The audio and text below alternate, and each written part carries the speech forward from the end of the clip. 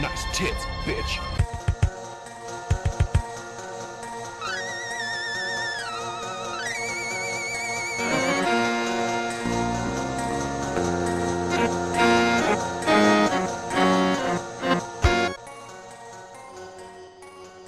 Hello, fiends and fiendettes. Welcome to episode 78 of the best horror podcast on 7voltmedia.com and the world.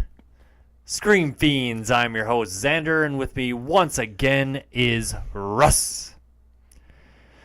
If you're just joining us for the first time on this show, God damn it, Russ. If you're just joining us for the first time on this show, we talk about all the things going on in the world of horror. If you're a longtime listener, you know we oftentimes don't follow by any sort of guidelines, rules, or anything of that sort. And end up talking about Dark Souls. And it is the Dark Souls hour.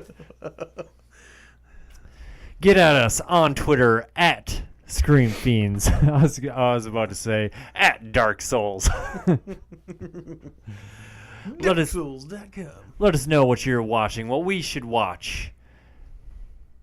If you ever beat Dark Souls 1, 2, or 3, and Bloodborne, the greatest games. Why am I still doing your announcer speak? Why am I touting Dark Souls as the greatest game series? You've come to realize that it is the greatest set of games ever made. Whatever.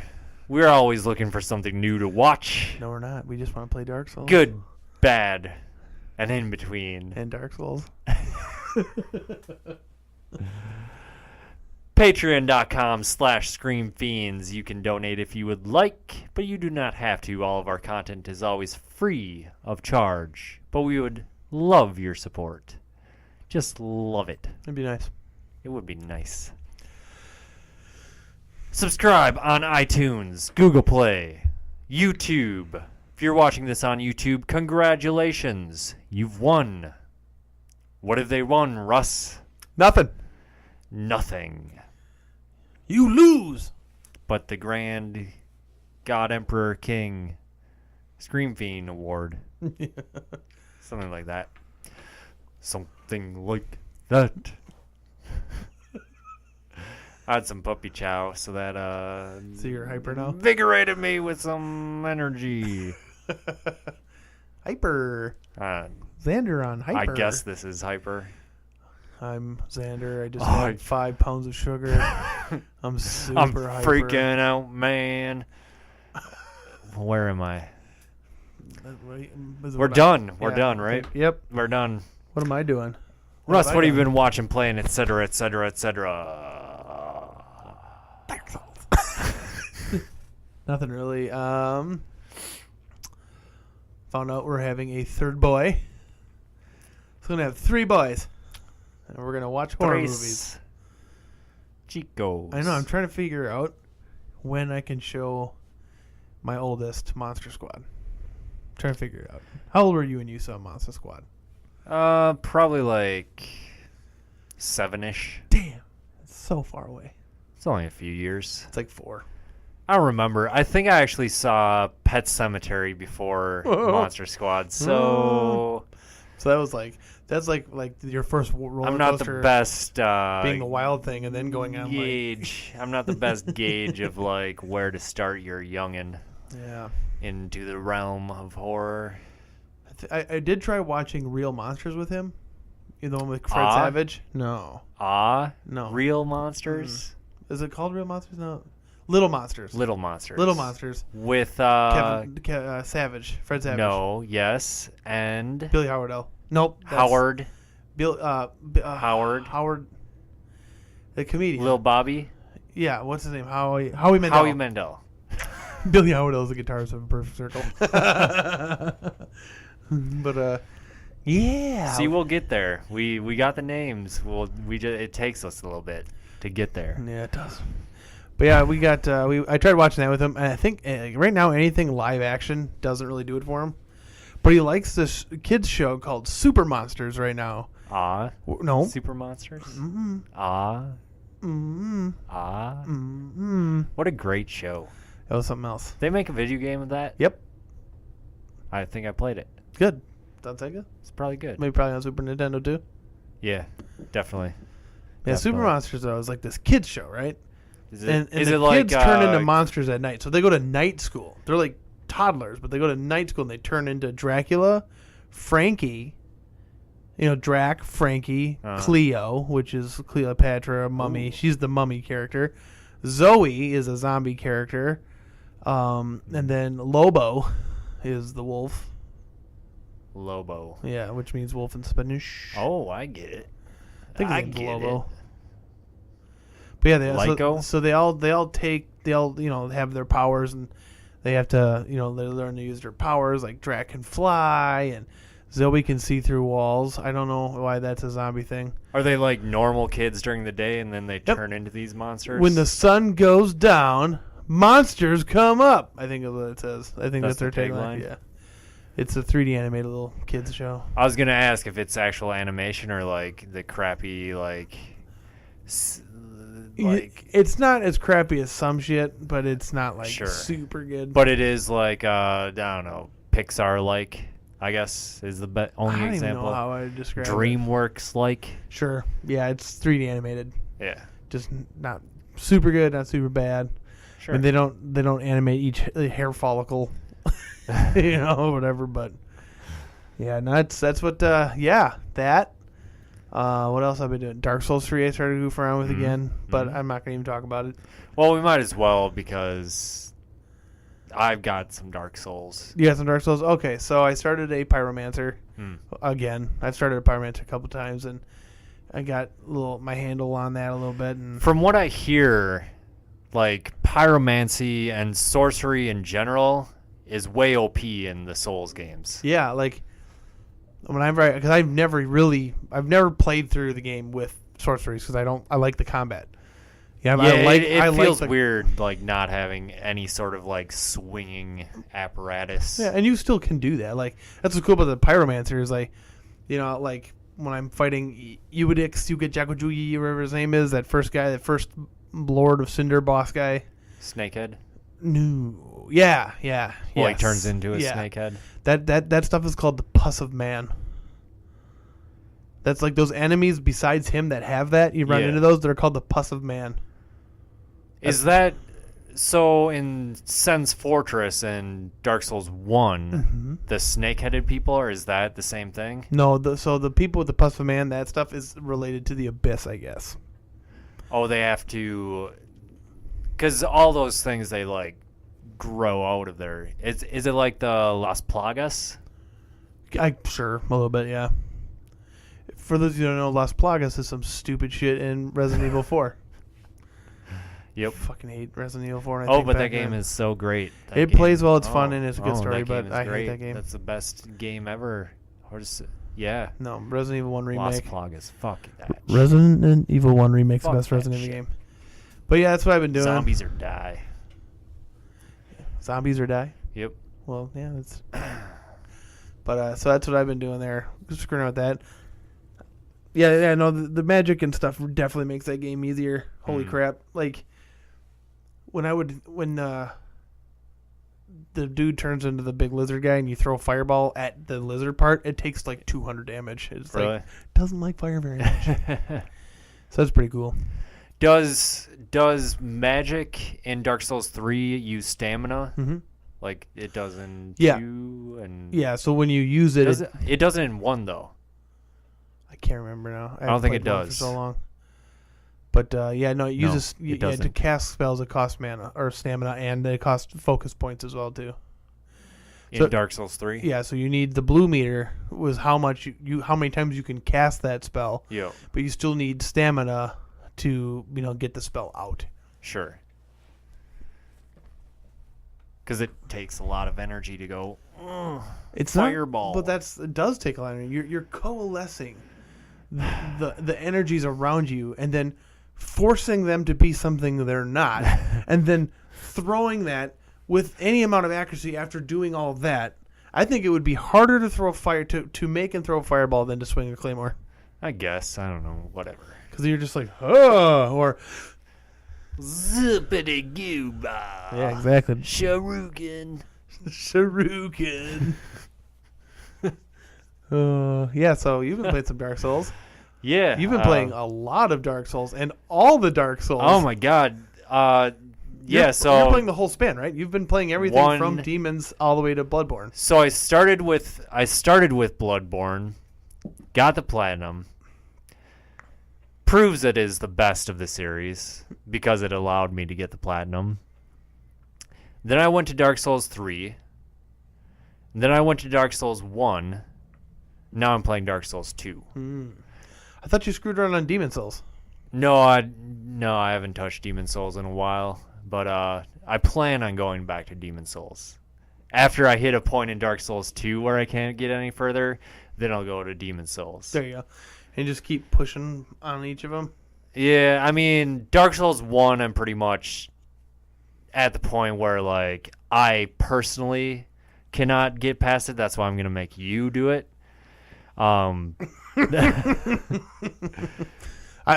I can. I feel like it's going to be bad when I go to try to do it and I can't do it either. If you're a Dark Souls 1 fan, you'll know exactly what I'm talking about and he's talking about when we say 2 silver archers. And that's all you need to know. Yeah. And then you'll know exactly what we're talking about. If you don't, I'll tell you anyways. There's a place called Anorlando, which is really cool. And you have to, like, run up this, like, flying buttress. And at the top of these 2 buttresses are these silver knights that fire dragon arrows, which are... They essentially have a bow and arrow that's as tall as them, and they shoot spears at you with it. Yeah, it's like the spears that would come off, like, a ballast. Yeah. Like that kind of spear, but they're shooting them with, like, a giant... A ballista. Ballista. Yeah, ballast, I think, is something that has to do with the boat. Sure. Yeah, ballista. Sure, I know nothing about either of those things, so... Yeah, basically, so they just, those things suck. And so you have to, like, run as fast as you can up this hill and then roll when they get shot at and then somehow try to fight off these dudes. Like, and the thing is, you have to be careful. Oh, God. Without falling off the ledge. Without falling off the ledge, and it's a bitch. And the one that's in the path that you need to go is there's no walking around him. There's no... It's hard. It can be done. I don't know about that because he doesn't move. He doesn't budge. He doesn't... What weapon are you using again? Or will I be using? Lightning spear, but I have a bunch of choose spears are fine. That's what I use. Do you have any shields on you? Yeah. Any metal hard shields with 100% I have a bunch. durability? Okay. Oh yeah. Okay. I don't know. It's been so long. It'll be interesting, but so that's where I'm at right now. In Orlando. Yeah, it's not fun. It's not a great time. I was having an awesome time until I hit that spot. Yep, that's what happens to everybody in that spot. Yeah. I mean, it's even worse in the swamp. Two enemies in a span of maybe 60 feet is the worst part of that game. Yeah. Wait, so have I done... Oh, in Dark Souls 1? Yeah. Have I done the swamp? Yeah. Should have. Right? What is there a boss in the swamp? This is all like the guys that fling turds and stuff. Didn't you go fight Quelaag or whatever, the spider lady? Yeah. Oh, yes. Oh, after Blighttown. Yeah. You go down, yeah. Yeah, that place is awful. Yeah, in the prison or whatever. You fought the gaping dragon then, right? No. I did when I was playing on PC a couple of years ago, but not in this playthrough yet. That thing's weird. Yeah. I remember the first time I fought him, and like he comes up over that berm, and you just see this like weird like snake lizard head. Then it comes up and it's a big like giant vagina with like teeth. Yeah. And then he throws up on you. It's the worst fucking boss. Delicious. Yeah, so apart from Dark Souls 3, nothing. Yeah. I have a theory about Dark Souls 2. Lay it on me. I haven't gotten that far, but... So you know how in Bloodborne there is the Hunter's Dream? That's that like place you go to. It's like the nexus from Demon Souls. Well, it's where the entirety of Bloodborne takes place. Oh, wait, no. Isn't that like the little chapel where the doll is? Yeah. That's the Hunter's Dream, right? I don't know, but I thought that like I don't know. But in any case, let's just go with that. You know the hunter's dream, right? Mm-hmm. So I'm thinking that Dark Souls 2 is within like a hollow dream, undead dream. Sure. And that's why it doesn't involve anything regarding like Lothric, or is that what the country was called? Lothric in the third game is the name of that castle and that kingdom. Yeah. It's called Drang Lake in the second game. Yep. And in the first game, it's Lordran. Lordran, yes. So, yeah, there are different kingdoms in each one because the human kingdoms during these Ages of Fires will rise and fall. So, I mean, you could literally make this game forever. Huh. You could make Dark Souls forever and just make a new kingdom with a different name. Well, that ruins my theory, but I'm just going to stick with that it's all like It's all a dream. And that's, so you've got all these people that are like coming here, but they don't know like how they got there or like what they're doing there. But did they just go? And they don't remember? Yeah. So that's what I'm thinking. Like, Well, they're going there because I think they hope they can find a cure for this disease that they get, the Dark Soul. Oh. And so there's some interesting lore between, like, you know what the dark sign looks like, right? Yeah. It's the little The black fire circle with the fire around it. Yeah. And so one theory that I I watched on YouTube was that it represents the Dark Soul with the seal of fire around it. Mm. So it's the sign of the curse that Gwen gives to humanity way back in the beginning. Because like you never hear about what did the humans do when the lords of the other ones were fighting the dragons. What did the humans do? Well, the humans fought too. The idea is that the humans fought as well, but Gwen was scared of the humans, so he sealed them away in the Ring City. He sealed like the Dark Soul away in the Ring City with his youngest daughter or something like that. They were the pygmies? Yeah, the furtive pygmy. They were humans? Yeah. Is Gwen not human? Mm-mm. What is he? Like a giant. Oh. So I imagine he's humanoid, but like if you look at Gwen and like that race of people that existed back then, they're all huge, right? Huh. Like everything you fight's way bigger than you. Yeah. You know, and you're a descendant of the pygmy. That's why you're smaller. Oh, that's cute. Mm-hmm, That's kind of cute. Mm-hmm. I like it. So yeah, the furtive pygmy. They found the Dark Soul. And I think the whole thing was that they spread it to all of the humans. So all the humans have bits and pieces where, like, I know, like, Gwen gives the four kings of Londo a part of the Lord Soul. The scaleless Seath, that dragon in the one Archives, he gives him part of the soul and makes him the Archduke of that library. And then who else? He's a dragon. It's cool. It makes sense. Well, he turned right? on his other dragon like family. I know, but it's like, okay, whatever. He's a dragon. So it's just he's the Archduke of education. Well, I mean, dragons aren't just like mindless. You know, like dragons are not just mindless monsters. That not every dragon's like Rain of Fire. I think that's the only time the dragons are just dumb and eaty. Wait, are dragons supposed to be like they can talk and shit? Yeah, they're super intelligent. Like, if you were to go back to, look at Lord of the Rings. Like, how long ago was that written? In the Hobbit, where they fight Smaug or whatever his name is. He talks. Yeah, but that's dumb. That's a dumb book and dumb movie. Dungeons and Dragons, the dragons will like turn into human beings, like polymorph. See, you're ruining dragons for me. Really? You think dragons are more fun as not talky? Yeah, like they're giant fucking dinosaurs. When any of you run into dragons that don't talk? They talk in Skyrim. They don't talk in Skyrim. You don't have a conversation with a dragon at the top of the mountain in Skyrim? No. You didn't play that far into Skyrim. I've got the platinum in Skyrim. You don't remember talking to Parthenax, whatever his name is, up on the top of the hill? Maybe like telepathically. He talks. I don't know. You're learning the dragon language throughout the whole fucking game. That's so dumb. Why can't they just be giant dinosaurs that breathe fire? Well, they can be in whatever you want, but in most things, dragons aren't that. Well, they should be. I mean, where else have you seen? I mean, the only time I can think of a dragon that isn't Rain of Fire is Rain of Fire with Hey, or that guy's name is. All right. Yeah. McCartney. And McCartney. And Christian Bale. Oh yeah, he is in that. Yeah, but they do like a scene from Star Wars, and he says, "I wrote that." Did you ever see that shit? No. They do it. They're telling the kids a story, but they don't have any books or anything anymore. So he's just like, the one guy's pretending to be Vader, and the other guy's pretending to be Luke, and they do like a bit from Star Wars, and they're like, "Did you guys make that up?" Yeah, I did.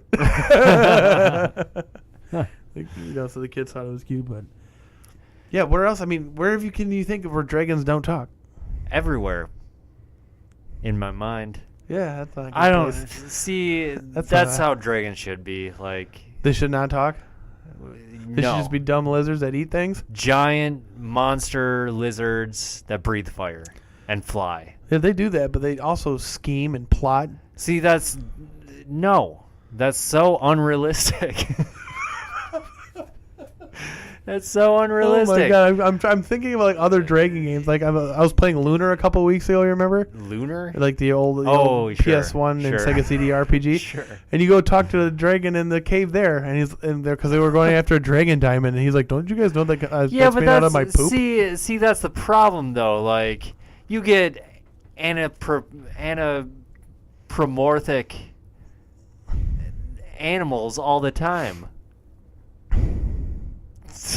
I don't know. It's not like a half dragon, half person. It's like a dragon that talks to you. Well, that's what I'm saying. No, that's what I'm saying. Like you get in cartoons and stuff, you get animals you get animals that talk in video games all the time. But you know what doesn't talk in those fantasy worlds? Lizards. Basilisks. Well, dragons are giant basilisks. But they're ancient and old and have evolved to a point where they can talk. If they couldn't just talk before. No, they can't. Yeah, they can. They're giant lizards that fly and shoot fire out of their mouths. I don't know. The dragons in perfect example. Dark Souls, they don't perfect talk. Example. Yeah. Because Game of Thrones is grounded in reality. Them dragons don't talk. That is not grounded in reality. There's walking ice zombies. So it's more grounded than frickin' any dragon that talks. It's also dumb. Stupid show. It's sweet because dumb, stupid show. They are giant monster lizards that breathe fire and fly. If they start talking, you're going to be super Daenerys sad. Can kind of like speak to them and command them, but they don't they're just animals like they are. Giant lizard monster dragons. I think both ways are acceptable and are fun. Only one way is acceptable. I think both ways are fine. No, because when are you gonna go up to a dragon and be like, "This dragon can talk"? You mean in real life? Yeah.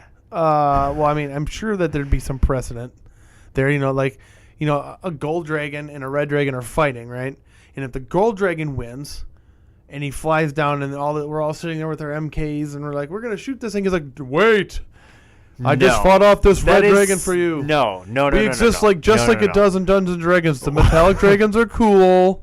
The chromatic dragons are evil. What? Okay, what is more likely? None of it. You run into... You're exploring a cave. Yeah. Deep under the Congolese jungle. Why? Excavating a... ancient ruin, and you find diamonds and white gorillas, and Tim Curry's like, "Ah!"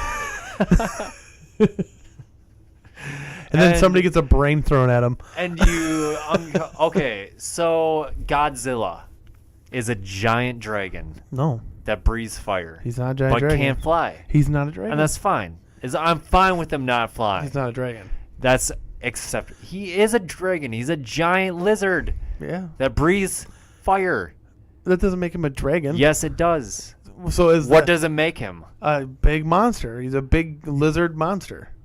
Yes. Dragons are quadrupeds with wings. They're not quadrupeds. They have baby T-Rex arms. No, those are wyverns. Oh no. They're cousins of the dragons. No. Oh boy, yes. All dragons have little short arms. No. Yes. Type in dragon. Show me a dragon that... Let me go to the source. Show me a dragon that has long arms that can wield swords and pick up things. They're quadrupeds. Oh, so they have legs for arms. right? Kind of. Is that what you're saying? I'm gonna look up a dragon for you. I'm gonna type in red. Short dragon. little arms. I typed in red dragon. Guess what I got? That sweet movie. Sonya. First image. Red dragon. Well, with First no. With, the Hannibal. yeah. Yeah. Red dragon. Okay, so it's got legs for arms. But no, it's just Godzilla is a dragon. Nope. What is he then? A big lizard. And he So doesn't what believe is a fire. He dragon? shoots like nuclear energy out of his mouth. Did you see that Okay, movie? Yeah. And he was yeah. like, That's true. But in any he's case, probably. dragons. Let's find out where Godzilla came from. You talk to the group here. Well, I now. know that Godzilla was a little thing that got mutated with all the nuclear atomic bomb tests and all that. Mm-hmm. And then there's all these other monsters that got all big. King Kong is a part of it. They're in the same universe. They fight each other sometimes. Well, let's hear it. Ready? Godzilla is A dragon. a monster originating from a series of films. No, what you should Google is Godzilla a dragon? Verbatim. Do that for. Want to hear some? Here's some information on him. Right? Here's some aliases. Or I don't care. Aliases. The King Dragon of Monsters, Gigantus, Giant Monster dragon. 01, God of Destruction, Alpha Predator. Oh shit! Dragon Here's Kin. a species right here. A species. Dragongantus Godzilicus. Nope, it's mutated dinosaur is what it says. And that's a dragon. Type in verbatim, is Godzilla a dragon? Godzilla is depicted as an enormous, destructive, prehistoric sea monster awakened and empowered by nuclear radiation. With the nuclear bombings of Hiroshima and Nagasaki and the Lucky Dragon 5 incident still fresh in the Japanese consciousness, Godzilla was conceived as a metaphor for nuclear weapons. Okay, now type, is Godzilla a dragon? Oh my god. I can't wait when it says, Is yes, Godzilla- Godzilla is, in fact, Okay, a dragon. let's find out. Have you ever... Okay, I typed it in. This is from Stack Exchange Sci-Fi something. Godzilla's iconic character design is a blended chimera inspired by various prehistoric reptiles, gleaned from children's dinosaur books and illustrations from an issue of Life magazine. Godzilla has the head and lower body of a Tyrannosaurus, a triple row of dorsal plates reminiscent of a Stegosaurus, the neck and something something. So no, it's not a goddamn dragon. All right, fine. We've talked about dragons for enough. Not fucking dragon. Dear listener, is Godzilla a dragon? And if you're a listener and agreed that it is a dragon, stop being a listener. Also, are dragons supposed to talk? Is it good or bad that they can talk? It's awesome. It's also awesome when they don't talk. I like Rain of Fire because I'm a sap.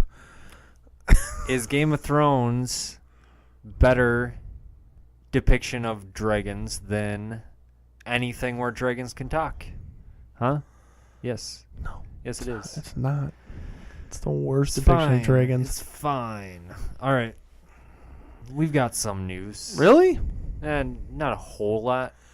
Well, let's talk. All right. Well, CNBC had this little article. It was basically like a very like uninteresting like earnings call or something between Blizzard, Activision. I think it was just some sort of report from them, transcript or whatever, and they're talking about they raised their stocks or whatever, financial shit, because they touted Diablo, Overwatch 2, and some other stuff. So what now? New Diablo. Oh, so like a Diablo 4? Could be. Cool. Or what has been rumored is World of Diablo. oh, that'd be might as well just sell everything. That might be an MMO I try. Yeah, that I would never leave. But You know what it'd be though? It'd be like there'd be servers full of necromancers. Yeah. It'd be great. A remaster or remake of Diablo 2, since they did Diablo 1. No, they didn't do Diablo 1. Didn't they have that? They had like a little bit of a Diablo 1 thing in the. Oh, okay. It was like a little promotion thing where like you can make the graphics look older, but you're still playing Diablo 3. Oh, so it wasn't actually Diablo 1. No, and you could go back to Tristram and like, what could you do? Because I started playing again at that point. Then we stopped playing. Yeah. No, we started playing. Then we stopped playing, but I kept playing. But because you weren't playing, I went back to the computer where it is superior. Oh yeah. And and then I started playing there. Then I played it a little bit again when the Necromancer came out. And I didn't keep playing though. Yeah. I wish they would have stuck with it, just for all their seasons and stuff. But like most loot grindy games, after a while you just kind of seen everything and sure. And the problem, it's not really a problem. I like that they streamline games like this where you don't have to allocate points or anything anymore. And at the point in Diablo 2 when you're doing that, it was already, you knew what to, there was only really like one good way to build a character. Or, there was multiple different builds, but you never really kind of guessing and checking like, hey, if I put some more points here, Yeah, it's not exactly like min-maxing. Well, it is exactly what it is. It is min-maxing is what you do instead of just like, so like, see what the problem was is like, with the Diablo games is, with Diablo 2 is that you could power level a person. So you could rush it was called rushing, that's what it was. You could rush a person through to the end. So basically... having a high-level person take you through it? Yep, and so what they do is they get you up to level like 20, and then you would have to... So the first thing you do is, I think... What was the first thing you did? I think it was just Andariel runs. Like you just went and fought Andariel over and over again. And then you did tomb runs up to level 25 or 50 or something, I can't remember. Then you did cow runs, and then you did, Bale runs. And then we just basically, you could in a matter of a day get a character to like level 80. It was not hard to do. Yeah. We were sitting there for a while playing it, and you're hoping for decent drops, But I think that, so it was, you didn't have to allocate your points until later on. So like, for mages, for example, there was no way you could just bank on getting the items that will regenerate your magic. So, you have to put points into magic. Whereas with this game, when you're getting rushed, you can just wait till you're level 80 and those pieces have dropped or somebody's giving you those pieces that you want to build your character. Yeah. And then you just put the points in the way you need it. So you never have to put a point into like intelligence or whatever it was to do that, But not min-maxing at the same time makes it harder when you try to get into the harder difficulties if you're playing solo. My uncle could do it. He would play up through hell and whatever mode, And I've done that a couple times, and it is fun to play it that way. To just play it the way it's supposed to be played, but I would like to see a remake of 1 and 2 though. Like just put them together or something. Something classic about the first one, or even if they would just, I don't even need them to do that. If they could just make it accessible from their website. Like I wish I could just buy just plain vanilla Diablo 1 from Blizzard. I would buy that right now for $20. I'd pay $40 for it. I don't give a shit. I feel like that would be an easy thing to do. I don't know. And you can still get Diablo 1 and 2, like, I feel like you can just get them anywhere, right? I haven't seen the battle. On Steam? No. I haven't seen the battle. The battle chest is what you could used to be able to get. Which that was the Diablo 2. So you had Diablo 2 and then the expansion. Oh yeah. I would love to just play Diablo 1. I think I have one somewhere, but I want to play Diablo 1 really bad. Just the first Diablo, and just play it through. But I can't find it. I feel like I had it. Yeah. It came out on the PS1. There was a Diablo 1 on the PS1. I think that's relatively expensive. But I would like to just see... I would like to see another Diablo. Hopefully that... Yeah, what would you want out of Diablo 4? If we were to, like, move on from that story? Yeah. Let's see here. So how does it end? It ends with you... Or let's just say they call it Diablo. They just completely fresh start. It's not Then what I would suggest related is to anything else. just reboot it. Yeah, reboot. Just go ahead and reboot it then. Yeah. Just do whatever you want and just reboot it. And then what would I like? Seriously, if they just remade the series with newer graphics and just made it the same kind of thing, I wouldn't fucking care. Like the same game, just better graphics? Yeah, just do that. I mean, I don't even need better graphics, honestly. I don't need better graphics with that. Yeah. But I mean, you could do some cool things with that. Like, imagine, okay, ready for stupid ass dumb ideas? Jason and Marcos, you guys can yell at me on Sunday about this. What if Blizzard and their copious amounts of money and their big dick sucking lips go over to Miyazaki and say, would you take our IP, our Diablo game, and make it into a Souls game? A Diablo Souls game. Yeah, so would it be like the called Diablo Souls? The combat of the Souls games? It would just be Dark Souls set in Diablo. Oh. I like that. See, that's what I've always wanted from like a Dark Souls game, Bloodborne game. So imagine a Dark Souls with loot. That's what I'm saying. Like, there's a ton of stuff to get in Dark Souls, but like hardly any of it is actually useful. I mean, certain situations call for different things, but it's not to the extent of like... All that stuff is super useful, but you, like me, never use anything. No. But I started using some things like, depending on the circumstance. And but yeah, it's use everything that you find. That's how all games should be. But I mean, like, when you're finding the broken short swords or all the hollow infantry armor, it's like that stuff has no use. If you're playing as a northerner or a knight, yeah, but if you're playing as a like the last class, and you don't have anything, or the whatever they're called, the destitute or whatever they're called. Yeah, it's nice to get those drops. I suppose. I did start one of those characters. I made him look like I was actually thinking about Matthew McConaughey from Reign of Fire. I made him bald with a big beard. But yeah, I mean, I honestly they could just deprived. Yeah, I think that sounds better. Yeah. I think that sounds right. I more of the same from a Diablo game would be fine. I know it does. So what I was talking about before is like streamlining the character things. Like you don't have to pick. You don't pick. You don't allocate stats anymore. It just automatically increase dependent on your class. And so I would like to go back to having to determine those. So that you could kind of cater your build to a certain thing. So like if you're playing as a barbarian, you could make a barbarian that's quick and nimble and uses like 2 swords.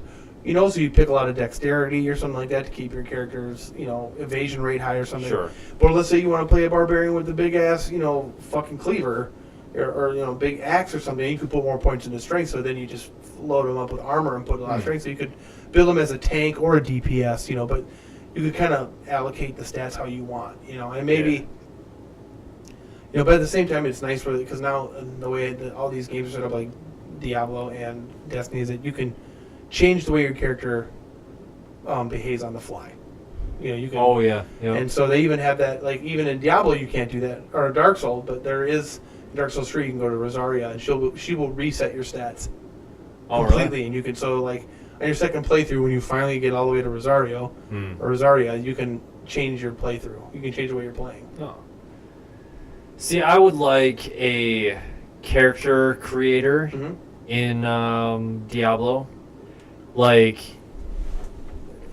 so I get kind of what I assume they were going for is that they've got 4 or however many classes, and like that's like the character. But I still would like to alter the appearance. Oh yeah, I don't mind part of it, I don't mind like picking a class. Like you're a demon hunter. That's what I would be.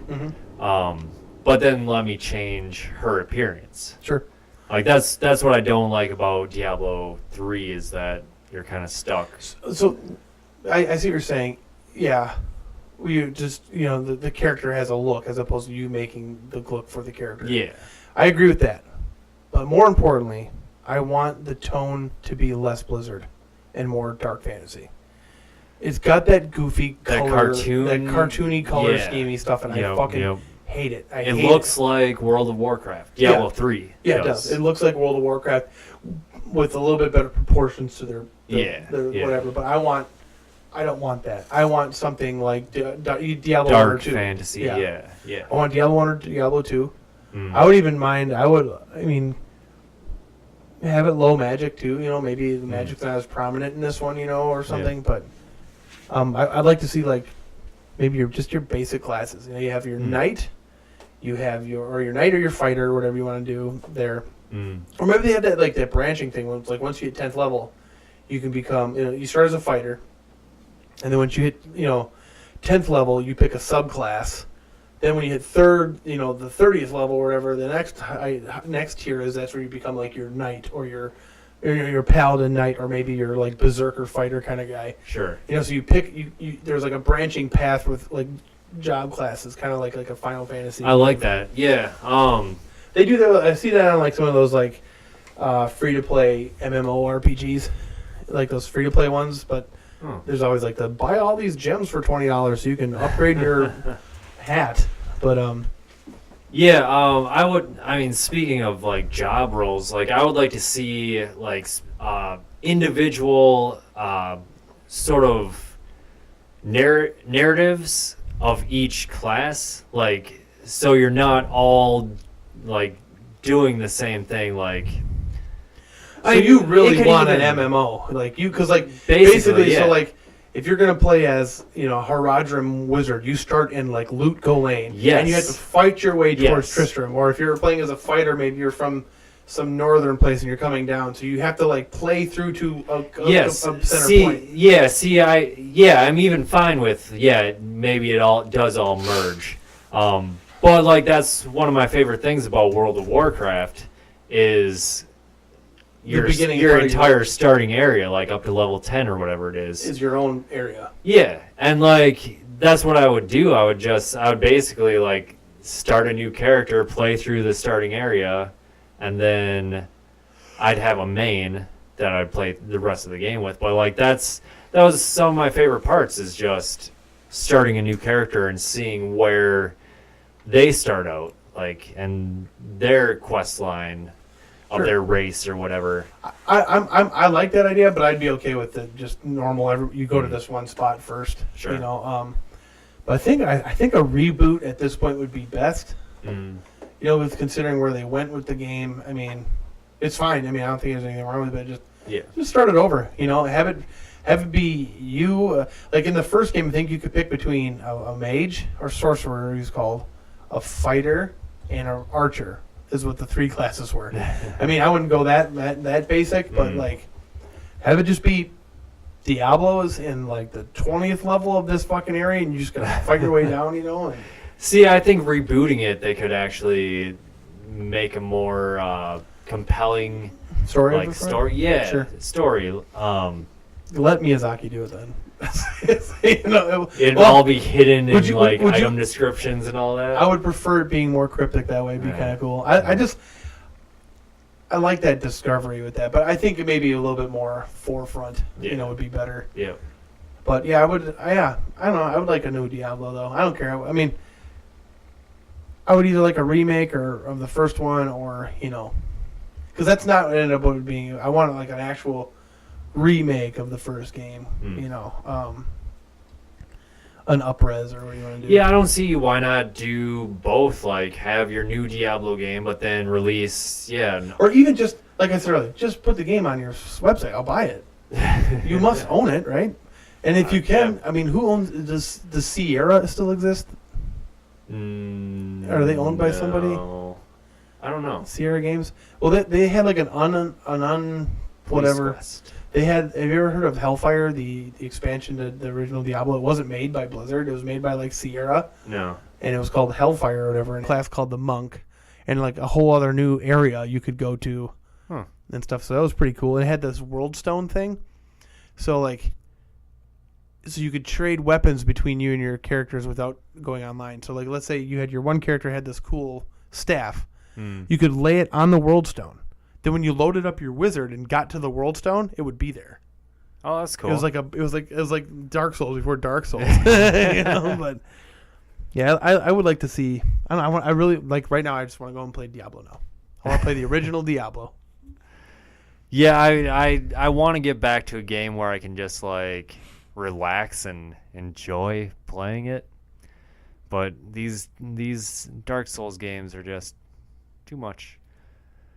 But yeah, I would love another Diablo, even if it's not Diablo, like any other Diablo-esque game. Kind of in the mood for that. But yeah. So Mike Flanagan, who we had our little, what'd we do? Ouija, Origin of Evil, Hush, Gerald's game. Oculus. We didn't actually do a Gerald's game episode though. Oh yeah, because we just both watched it and loved it. Yeah. We should have done that. Should have been an episode. Yeah, I agree. But in any case, a movie he made actually before, I think before all of that, in 2013. It's called Before I Wake. It's going to be released on Netflix January 5th. So we'll have a new Mike Flanagan movie to watch. Flanagan Ding Dong. Flanagan Ding Dong. Cool. Let's do it. Yeah. I'm excited to see more Mike Flanagan. I like Mike Flanagan. Yeah, it's really cool to see him really like. I think Gerald's game especially kind of is putting him on the map. So it's cool to see that sort of rise right before our eyes. It's sweet.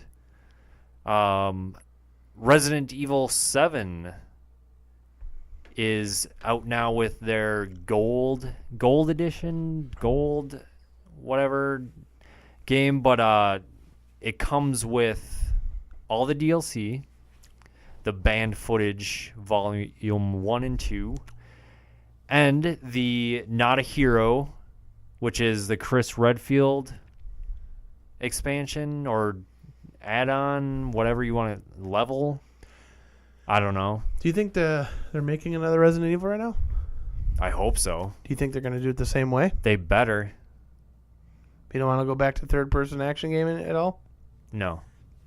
I think, I think first person is like the way to do horror games. I mean, obviously you can do horror games third person, but I mean with Outlast, Amnesia, Allison Road that's coming up here, and yeah, Resident Evil 7. Like, I think it's clear that first person is like the way to go. Sure. You get the best experience because you're in that perspective. Ready for best idea ever? Sure. They should just stop making what they're making and then remake 1 and 2 In first person. Oh. That's like a dream come true if they would That'd do be that. pretty fun. Oh, that would be amazing. Run around the mansion or the police station. Mm.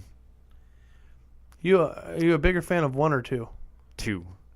Definitely 2. You think it's just a better game, or is it just that you remember it more as a kid? I think it's a better game because I think what they took the best parts of 1 and sort of just, I mean, it's a natural sequel, like all the best parts of 1, and they added better features. Sure. It looks better. But yeah, I know they're doing a remake of 2, but it's third person, I believe. Yeah. They're like doing what they did with the Resident Evil 1. Yeah. Did you ever play that remake of 1? Yep. That's the best game ever. It's a free PS Plus game, I think. Oh, cool. Yeah, that a while ago. That game is the best Resident Evil game for me. Mm. Number 1 Resident Evil game is Resident Evil Remake.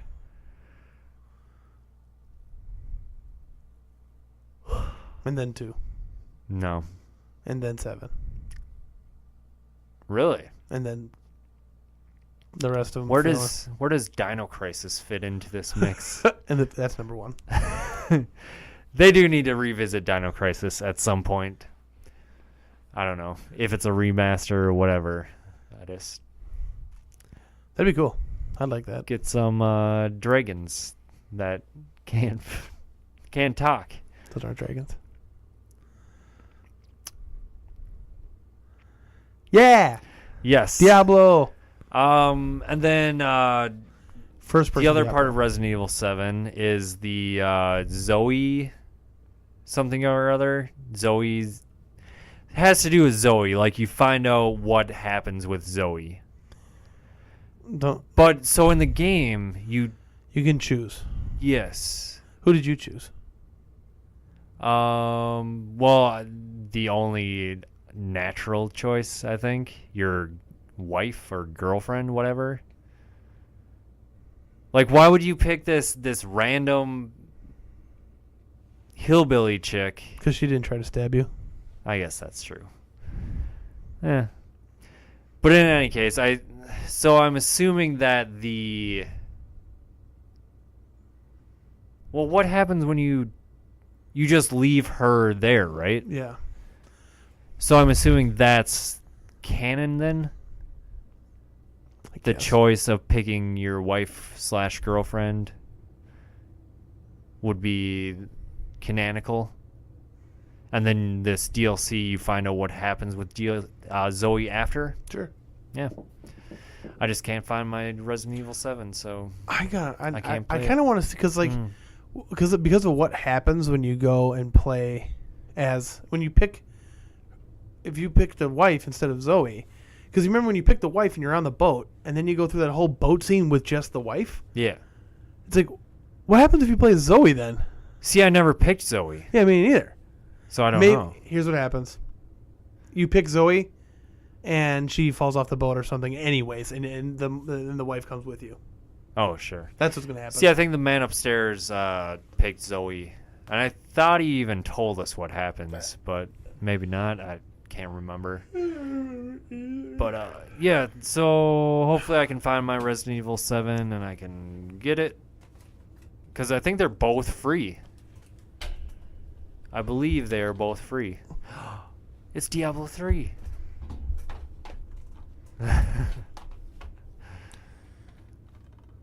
It's bad over. Game. It's over. I don't know. I paid $5 for that. Oh, really? Yeah.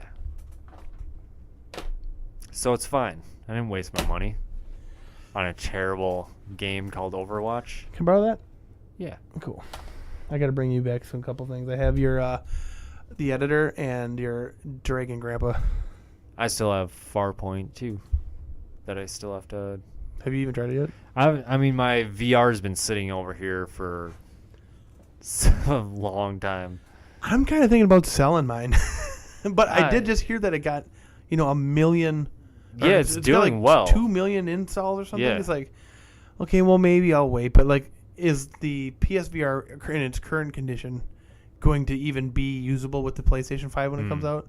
Or will the PlayStation 5, when that does come out, this is not a conversation for here. No. But so yeah, I don't know. I'm thinking about selling mine. The paranormal activity game is on sale for $20 right now. Usually, normally that game is $40. It can't be. Paranormal activity game? Yeah. It can't be that big of a game. It could be. Why not?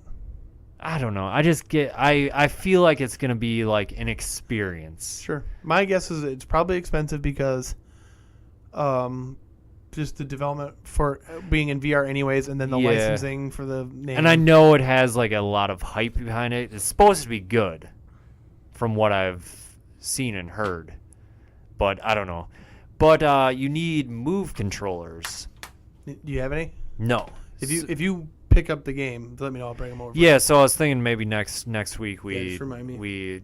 we give it a shot, and then we can give you our thoughts on the paranormal activity game. I want to play Diablo right now. All right. Why did you Well, talk let's about just that? get to this shit. This goddamn. Yeah, so I'm really. We need to bring in a third person. Huh? We need to bring in a third person. For what? Somebody that likes horror movies, Hmm. like we do. Yep. And knows a lot about them, Sure. but will argue against us because we agree on everything. Because when you said, I don't think that's a problem. it's true. I don't think it's a problem. Bro, It's- but our opinion is never challenged. it doesn't matter because we're always right. Well, I mean, that's the point. I was talking to our friend Dan about that. Yeah. We got to get him back on. Oh yeah. We got to get him back on one of these times. But which we show him. I don't know. We'll think of something. But see, he got us. I think he swayed us. He definitely did. To agree with him. He's really good. And we still agreed with each other. So like you're pretty openly nihilistic, and I think I'm deep down pretty maybe like deep down because I'm like, yeah, that sounds good. Yeah. Yeah, I'm okay with that because honestly though, I will honestly say that Martyrs remake is definitely worse than The Witch. Oh, for sure. I mean, we've already decided it's the worst movie this season ever made. Yeah, ever made. Yeah. Yeah, I would rather watch the Incredible Bulk again. Have you ever seen that? No.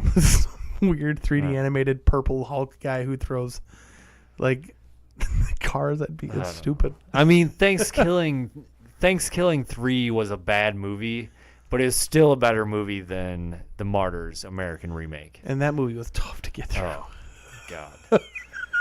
All right. This episode's movie of the week is 2016's Raw. Now, I'm not going to be doing a clip for this one because it's all in French. That would make it more funny. It's just, I don't know. This movie doesn't deserve a clip. Now, I didn't do one for Mother either, just because people need to see it. Yeah. See Mother. Oh my God, so good. Fucking amazing. But I still think about it. I know. It's like, yeah, I need to go back and watch it again from the beginning. But in any case, I think the Blu-ray comes out in January, I want to say. Okay. This movie is starring Garance Marillier as Justine. I never even knew any of their names. Ella Rumpf as Alexia. She call her Alex most of the time. Mm-hmm. Rabba Knight Ofella as Adrian. And Laurent Lucas as Le Pierre. Now, I don't know who that is, but he was in like the headlining cast. So, yeah. Do you remember a Le Pierre? Le Pierre? It's written and directed by Julia Ducournau.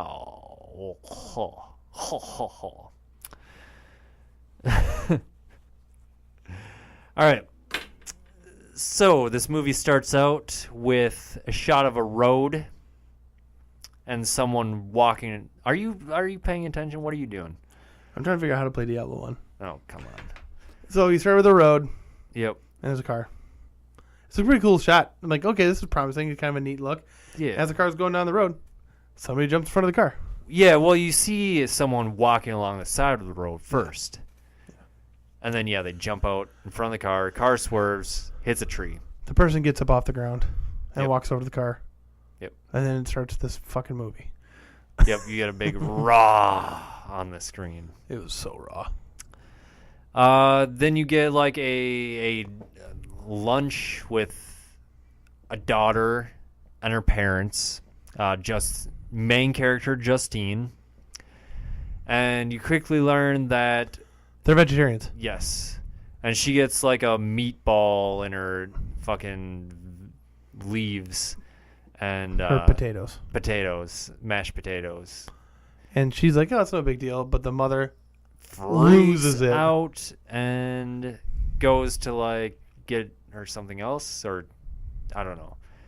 Throws it away because then the dad's like, "Oh, do you want some of mine or something?" And she's like, "No." Yeah, whatever.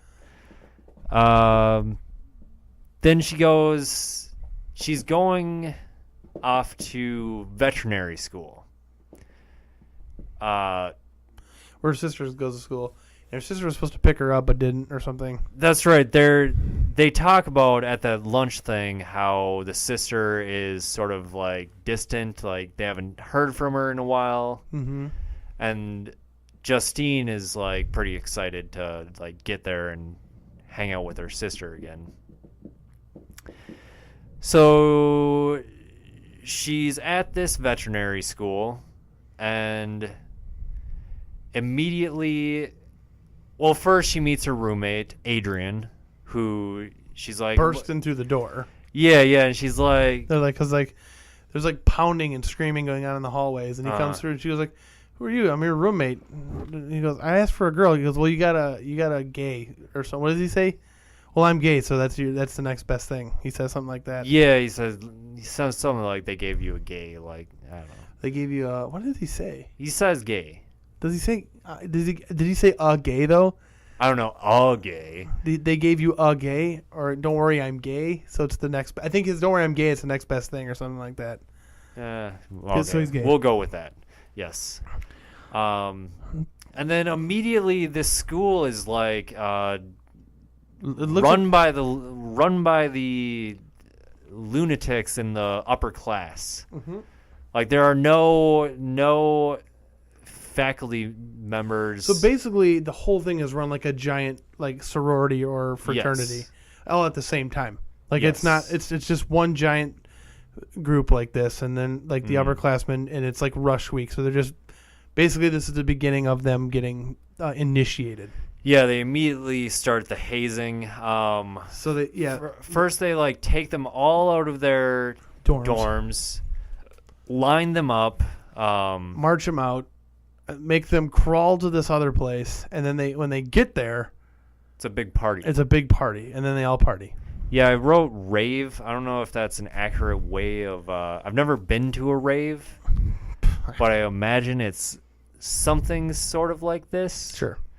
There's then drinking, drinking and drug use, and fornication. People humping, people flashing their boobs all over the place. We saw some dudes' butts. And then the sister is there, Alexia. Mm-hmm. They have a big hug, and then she's like, "Here, I gotta get some fresh air." So she drags her sister into another room. Yep. And it's all dark. Mm-hmm. Then she finally like has a flashlight or something, and it's all like a wall of pictures of previous years' freshman classes. And then they show her, because like she doesn't really want to do the whole initiation, Justine. Yeah. But then Alex, look how happy even Mom was. And yeah, they get all the way down, and it's their parents' class. And what they do is they like dump a bunch of blood on them and take the picture. So I don't know, it's fucked up school. Yep. So that's what happens. Yep. The next part is, what's the next part of the initiation? Well, they have like the horse where they're tranquilizing it and carry it out, and then they do the whole blood thing for Justine's class. Yes, and then they have to go eat. Yes, and everybody's got to eat a rabbit's kidney. Yep. And so she's like, "Well, I'm a vegetarian. I can't eat it." Well, everybody does it. And yeah, she's like, my sister's here. Like, my whole family's vegetarian. Yeah. And the sister comes over, and she's like, no, like, it's fine. Like, just eat it. So she does.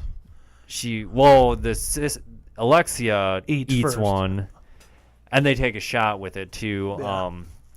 And Justine is still, like, sort of doesn't want to do it.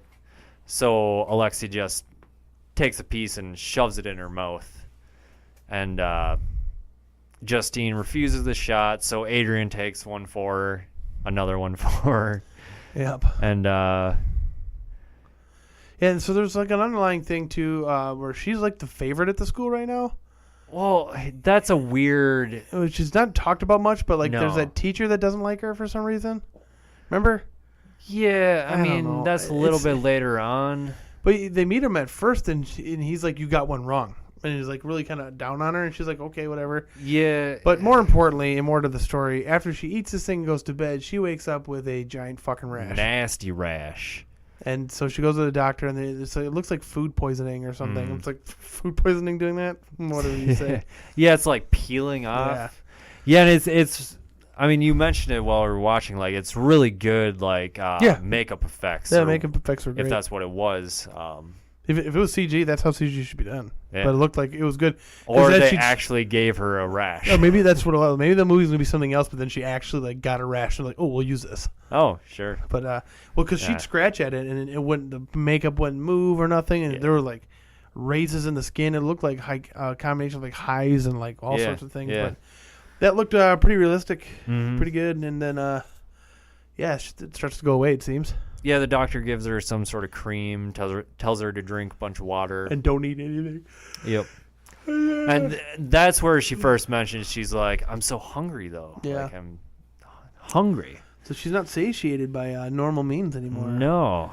And she needs something new. Yeah. So then we get Adrian and Justine are in line at the cafeteria, getting their food.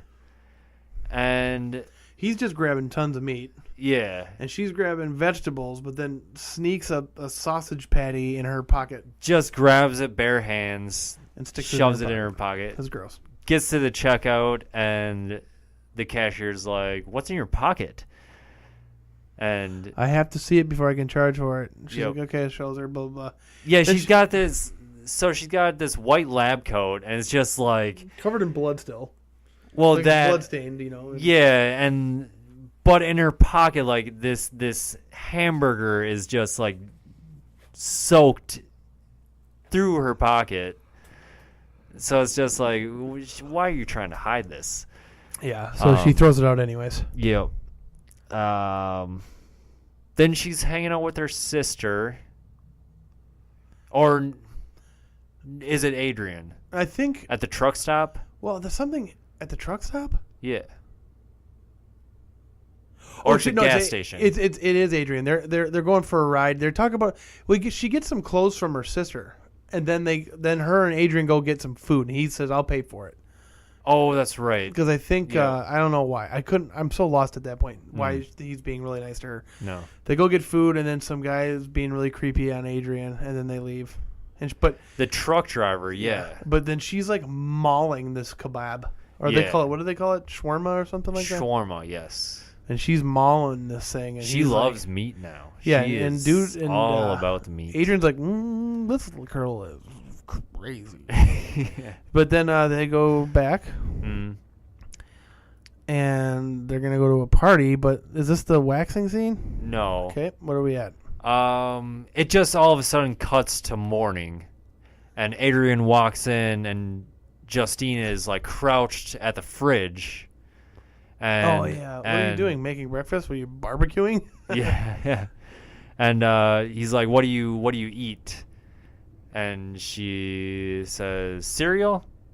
And he's like, "Well, cereal's over wherever." And he goes back to his room, and she goes back in the fridge, takes out this packet of raw chicken. He eats it. Just chews. I think that was real raw chicken that she's biting into. Because it looked. What else could? I guess it could be like some kind of. Yeah, I guess. But it looked real. It was gross. Yeah, it was pretty gross. Don't eat raw chicken. Then we get the part where she's confronted by that professor that's like, who cheated? Yeah, and he's like, you're so much better than everyone else here, like. And he would like to see her fail for some reason, and yeah, and then so she just blames it on him. Right. Who's him? Yeah. I have no idea. There's nothing previous to this where she's like, even where it's even known that she's doing well in school. Like, I don't get that at all. There's no. She goes to a class once. Yeah.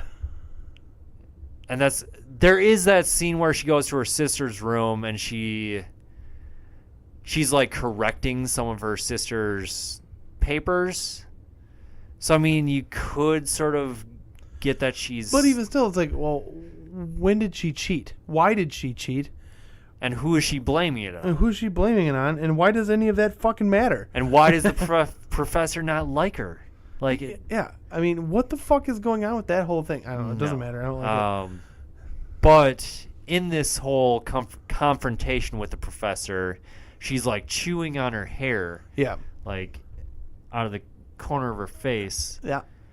And then after the meeting, she goes to the bathroom and pulls hair out of her mouth for like 10 minutes. Yeah, it's that was a good scene. Yeah, that's a good scene. I'll give it that. Pretty nasty. Yeah, because it looked real. Yeah, because it wasn't even like she had it tucked away in the corner of her mouth, and she's just pulling out the strands. It's like her mouth is even open and gagging. Yeah, she's gagging and pulling it out, and I did not look CGI at all. If it was CGI, then this movie has the best CGI. Yeah, this movie gets a platinum for CGI. Yes. But then it gets it taken away for having a terrible story. And afterwards, we get the other chick that comes out of the stall and is like, use 2 fingers if you is more effective. It's easier to throw up if you use 2 fingers. Yep. Then she has a bonding time with her sister. They go to the party. Or maybe they're just drinking on their own. I don't know. Oh, yeah, because they go on the roof. Yes. Is this what you're talking about? They just peeing all over the place? Yep. The sister, Alexia, pulls down her pants and she's like, watch this. And she pisses standing up. And then she gets Justine to do it too, and Justine just pisses all over herself. Do you think that was real? I don't care. I don't fucking care. So we have that. Yeah, you get pissing standing up. And then we get the waxing scene. Yep. It starts, they're standing in the bathroom, and the sister takes the tweezers and, like, plucks Justine's eyebrow. And she doesn't look better. She goes, I can't even tell the difference. She goes, by the time I was here, I was already doing my own Brazilians. And that's what we get next. Yes. Well, and she lifts up Justine's arm, and her armpit's all hairy. Yep, we get Justine laying in bed, spread eagle. The dog keeps checking her out. Yeah, which was so weird. Like, why include that in the movie?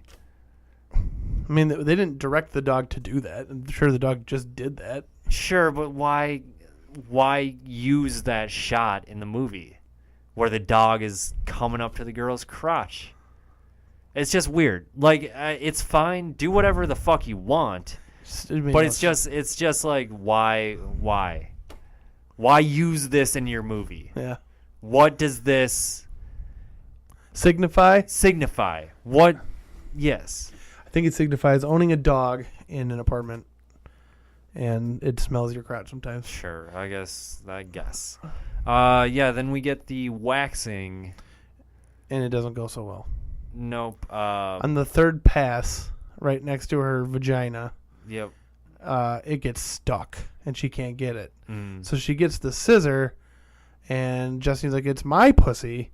Yes. And then kicks her sister with the scissor, and it cuts her finger off by accident, and she passes out from the shock. Yep. And then the sister calls for help, but help can't be there for 15 minutes. So like, put it on ice. So she goes, okay, finds the finger, and then proceeds to... It's very,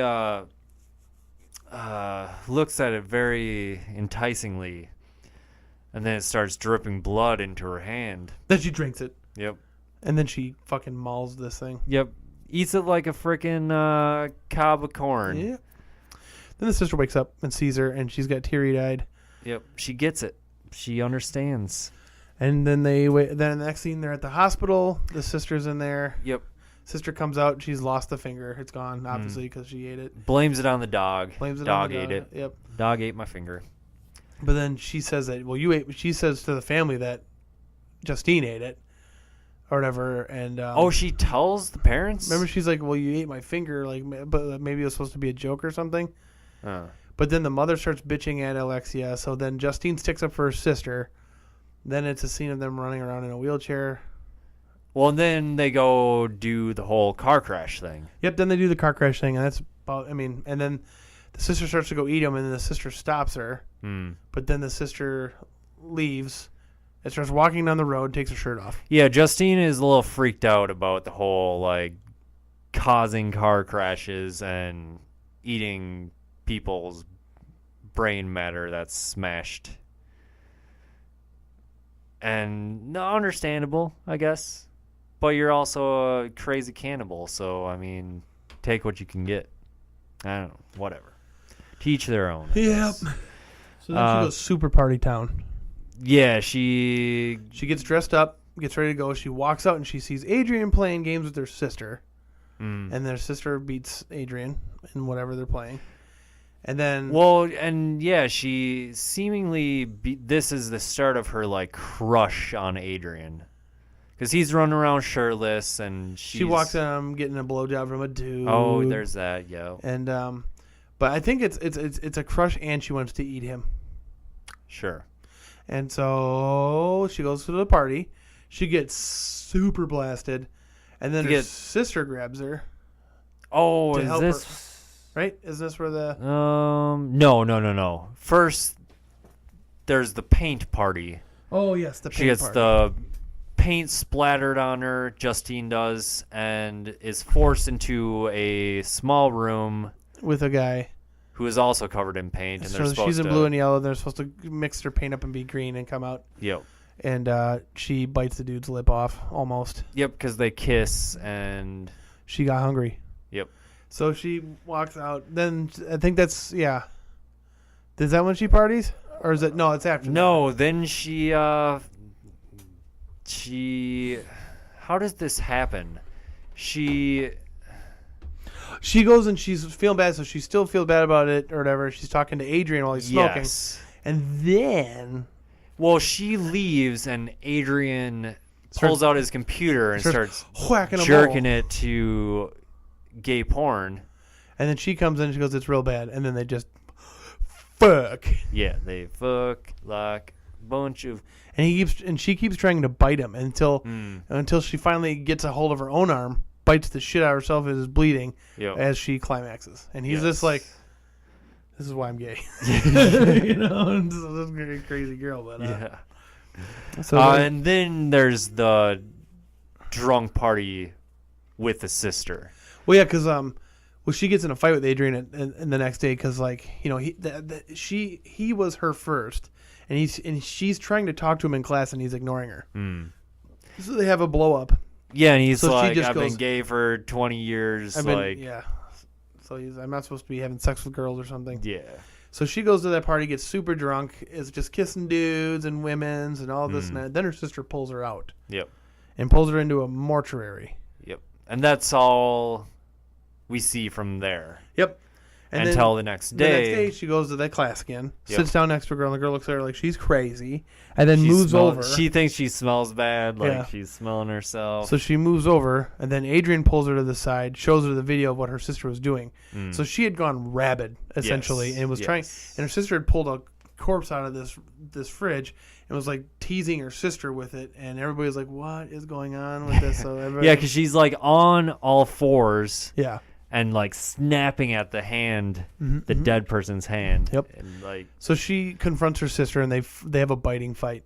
Yeah. Basically, you know, they were trying to eat each other's faces. Yep. And Alex gets a good chunk of her face.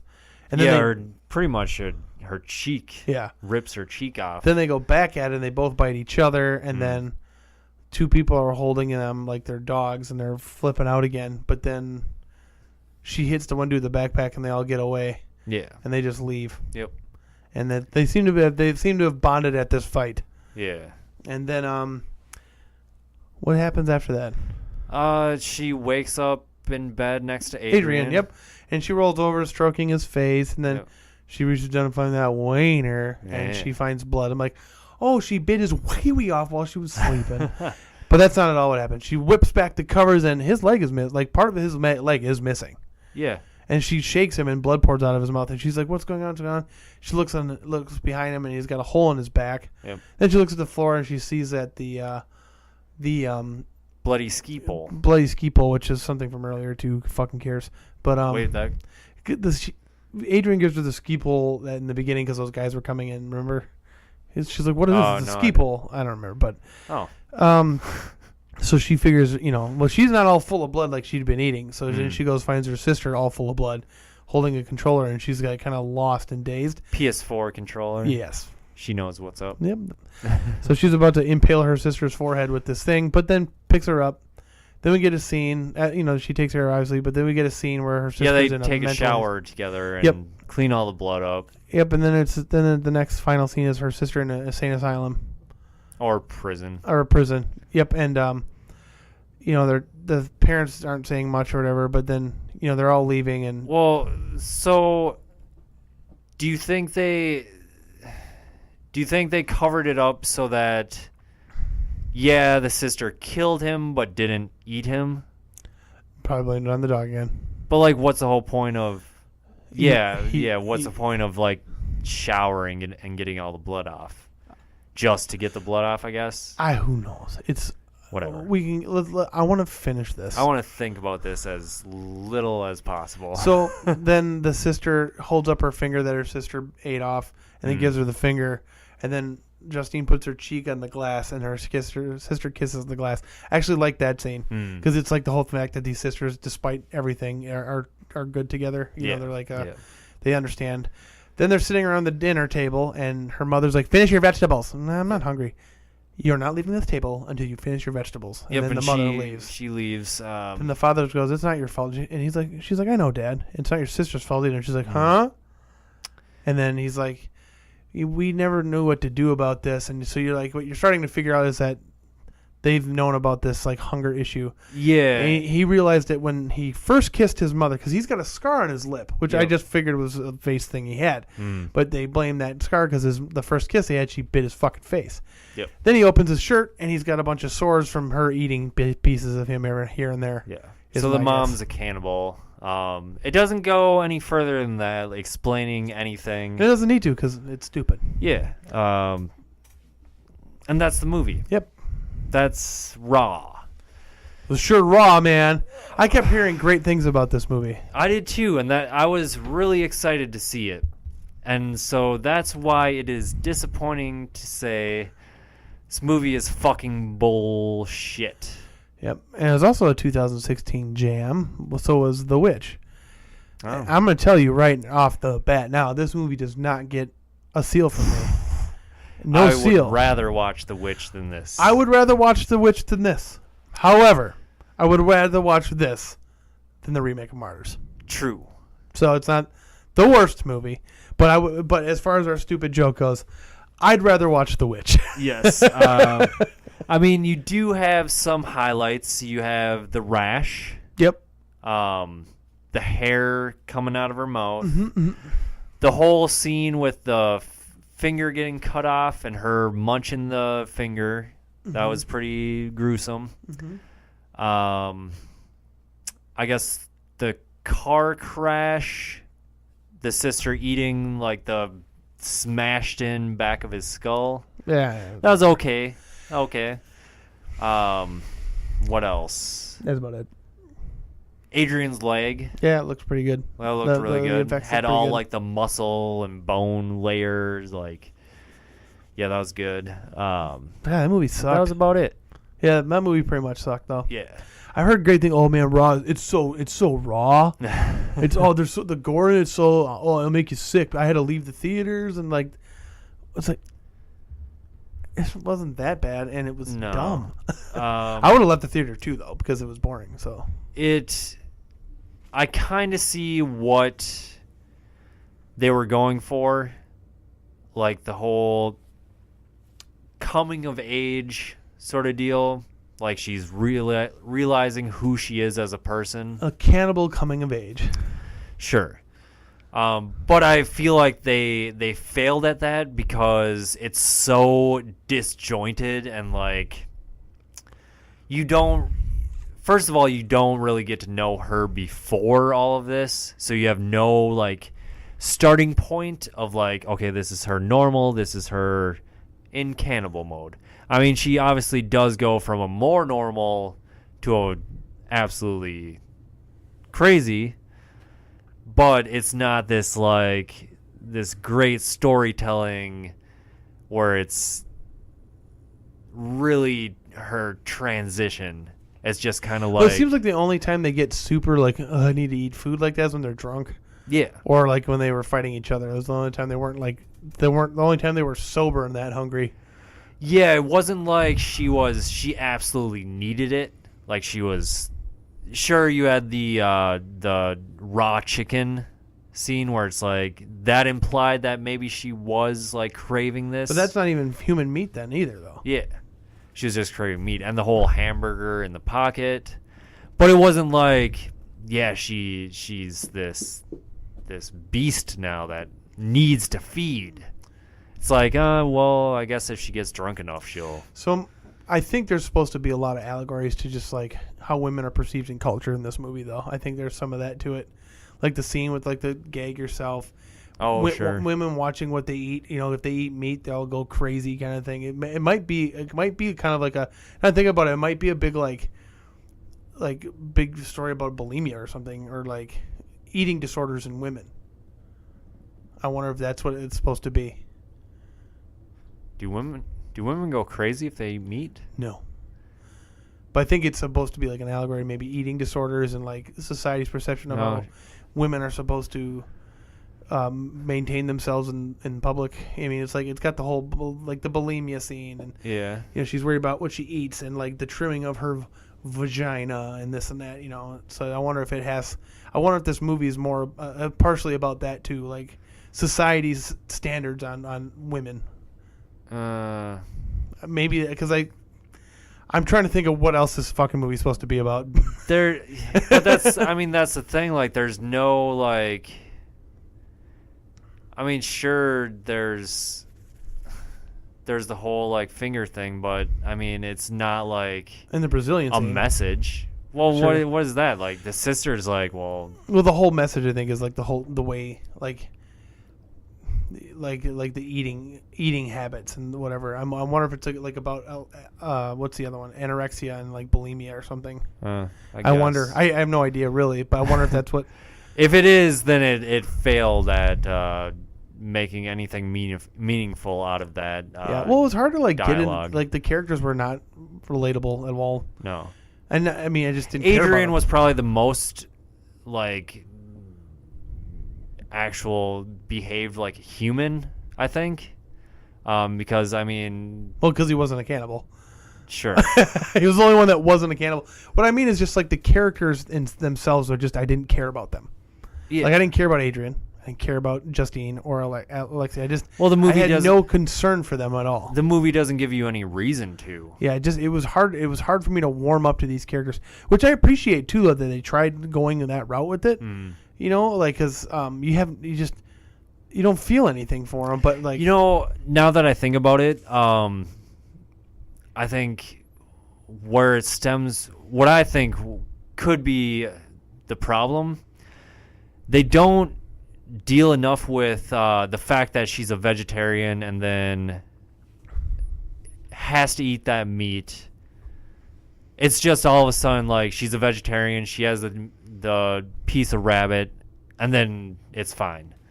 Like, she doesn't struggle with that at all. She doesn't struggle with the fact that she wants to eat meat. Well, I mean, she struggles through the whole movie. Like, she can't. Not really, though. She can't fuck Adrian without trying to eat him. Yeah, but that's not a struggle. She's not like. She almost eats that other guy's face. She bites her sister's off and then eats her finger. So she does struggle with it. It's just that. Yeah, but she doesn't feel bad about it. It's not an internal struggle. I see what you mean. I guess what I'm saying. Yeah, so she does struggle with how to get to it, but like she doesn't have any. Like, it doesn't bother her that she ate her sister's finger. Yeah. Like, she, like, doesn't care that that's what just happened. Like, she's not crying about it or, like, going to her sister or her mother, why did I do this? Yes, exactly. You know, it's just, I'll just hide it and the dog ate it. Yeah, it's fine. It's fine. I'm just eating this raw chicken. It's fine. Like, yeah, it's that sort of stuff where it's like... It's just like, okay, you went to the doctor for the rash, but now you're having these odd cravings. Why didn't you go to the doctor for that? Yeah. Yeah, it's really disjointed is what it is. It's disjointed. I think maybe there's supposed to be a message there, but I'm not sure. And maybe it's a prequel to that box short we saw. Oh. Because the box, they see the box and makes everybody skinny and emancipated, or not emancipated, but emaciated. And this is the opposite movie. It's a little Apple Watch playing Raw, Yep. the movie. I'm never eating again. Yeah. But yeah, no, I didn't really care for it. No, It was bad. Skip it. You can skip. Skip it. You can skip. I could see where some people might enjoy that movie, but I didn't. I mean, it's. I don't think you should skip any movies.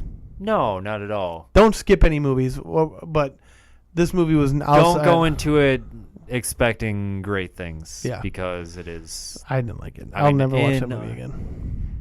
In mine and yours, humble opinions. It's trash. Yeah. Fucking garbage. But not as bad as the Martyrs remake. No. Who directed that again? Who are those guys? Doesn't matter. Don't give them any sort of anything. Yeah, so that's where it stands. It's on Netflix if you want to see it for yourself. Not recommended, but to each their own. You might like it. Who knows? There are some cool scenes, like we said, but that's about all.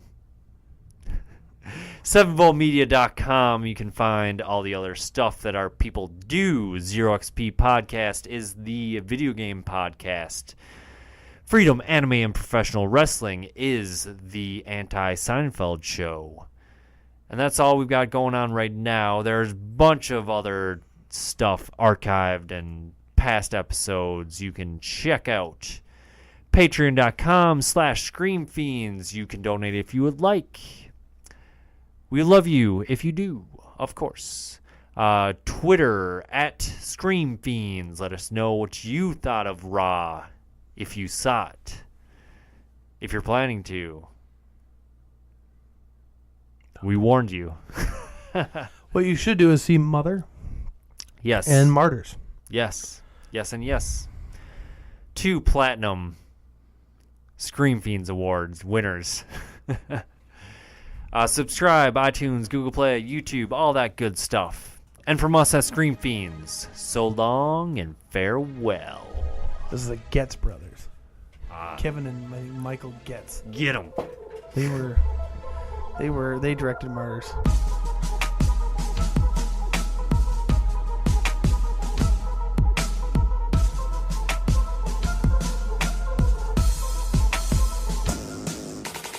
Première leçon de séduction, être une pute avec éducation, se moquer des garçons, préférer l'équitation, s'amuser de la fellation, censurer l'appellation et assurer pendant l'action. Assis psy-truc et phéronome, faire grimper le métronome, 1, 2, 3, 4, stop. Déplie mon âme, je vais te faire du bien, tu vas m'adorer, quand je te ferai du mal, tu vas savourer. Entre nous, ça va pas durer, c'est ta faute, t'étais trop laid. Pour la nuit de noces, je vais te noyer dans ma piscine, je boufferai tes os, tu t'étoufferas à la cyprine. Chérie, va faire du sport, tu feras un joli cadavre. Je pratique le sexe après la mort, connard, je te préfère durer froid, t'es moins bavard. Je pratique le sexe après la mort, le sexe après la mort. Je pratique le sexe après la mort, le sexe après la mort. La drogue me dit bibi, chouchou, je t'aime que pour le milli. Ici mon nom c'est Dolly, nichon de roche, je suis trop girly. Écoute au poison tous mes gris-gris, je te défonce même si t'es jolie. Mon cœur toco c'est pas cochon, ça t'enclenche toujours dans mon lit. Les mecs et moi ça fait 0 pochon, plus pas égal, well love me. On veut pas faire du porno mais on te baise avec un god me. Si je dis l'un tu penses uni, quand je dis en tas tu penses money. Je préfère la coke en 1000 grammes plutôt qu'un bisou de ton ami. Gagner des thunes petit en la du cimetière, oh oui le seigneur des ténèbres sur mon cœur à ta table chauve-souris. Danse devant moi si la fille de Chuck ici, si je m'en fous du 69, je veux juste du 666, oh. Je m'en fous du 69, je veux juste du 666. Je m'en fous du 69, je veux juste du 666, oh.